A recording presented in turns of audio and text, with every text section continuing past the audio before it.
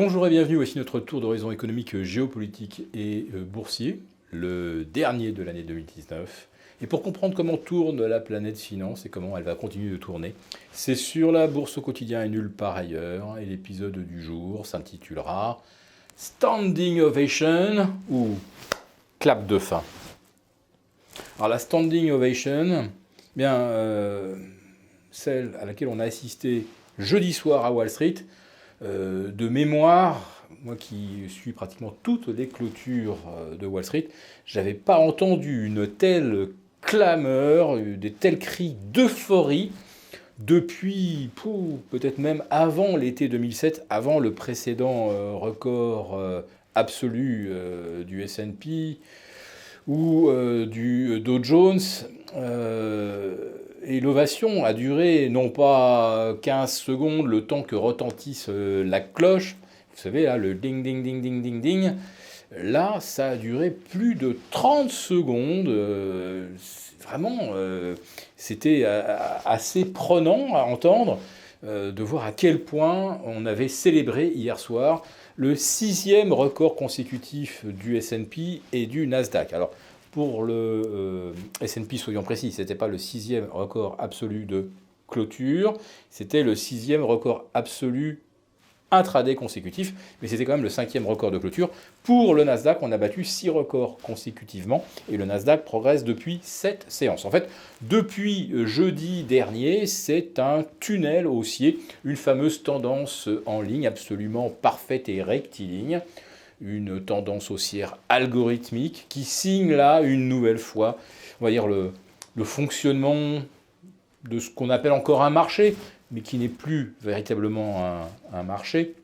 D'ailleurs, nos abonnés de la lettre confidentielle vont avoir quelques explications sur ce fait que ce n'est plus vraiment un marché et comment aborder ce genre de système, de processus qui ne doit plus grand-chose à la psychologie humaine et toutes aux liquidités de la Fed.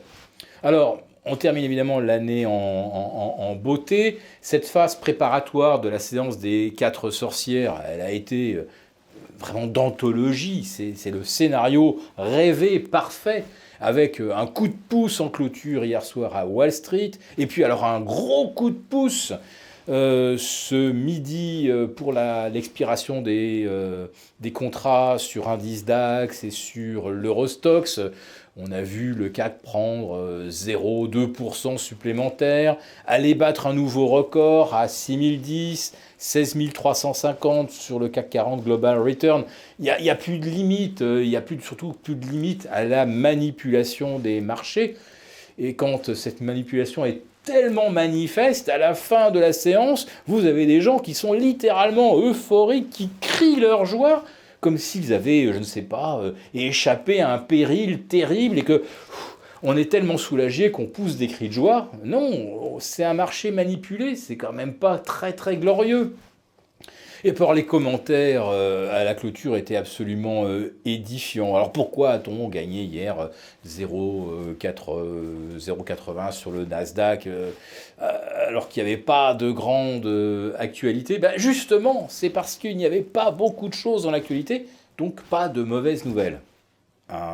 Si on regarde bien en détail, les indicateurs avancés, c'était quand même pas brillant, hein. Ils ont stagné. On les attendait en hausse. On a eu des chiffres décevants également au niveau de la fête de Philadelphie. C'est pas forcément très très encourageant. Et pourtant, hier soir, qu'est-ce qui a arraché littéralement les indices à la hausse? Les semi-conducteurs. On a vu un mauvais chiffre quelques heures plus tôt.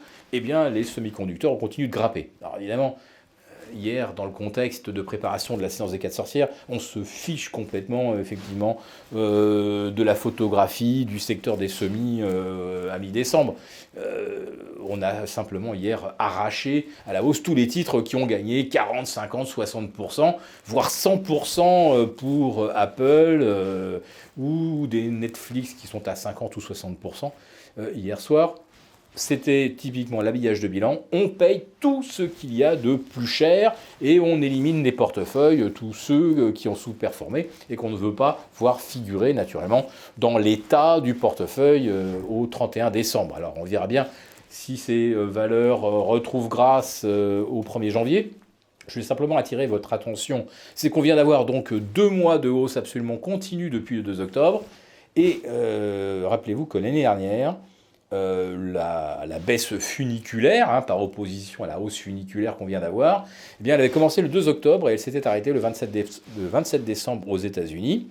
Nous ne sommes peut-être donc plus qu'à 2 ou 3 séances d'un éventuel retournement. C'est pas du tout une certitude, ce n'est même pas un pronostic, je dis simplement que c'est une hypothèse dont on doit tenir compte et il faut éventuellement se préparer en étant bien couvert. J'ai pas mal d'ailleurs traité de cette question des couvertures dans notre live, c'était le dernier live de l'année, vous pourrez le voir en replay naturellement. Si vous voulez être du prochain live qui aura lieu peut-être le premier jeudi ou le premier vendredi de janvier 2020, eh bien n'hésitez pas à vous abonner à la lettre confidentielle. Je vous rappelle également que je plancherai, si tout va bien, le 9 janvier, car nous avons des syndicats hier qui nous ont annoncé, enfin c'était le jeudi 19, qui nous ont annoncé un grand mouvement pour le 9 janvier. Alors est-ce que ce mouvement pourrait être la paralysie totale des transports en commun ? Évidemment, ça compliquerait un petit peu les choses. En tout cas, n'hésitez pas à vous inscrire pour cette conférence du 9 janvier à l'école militaire.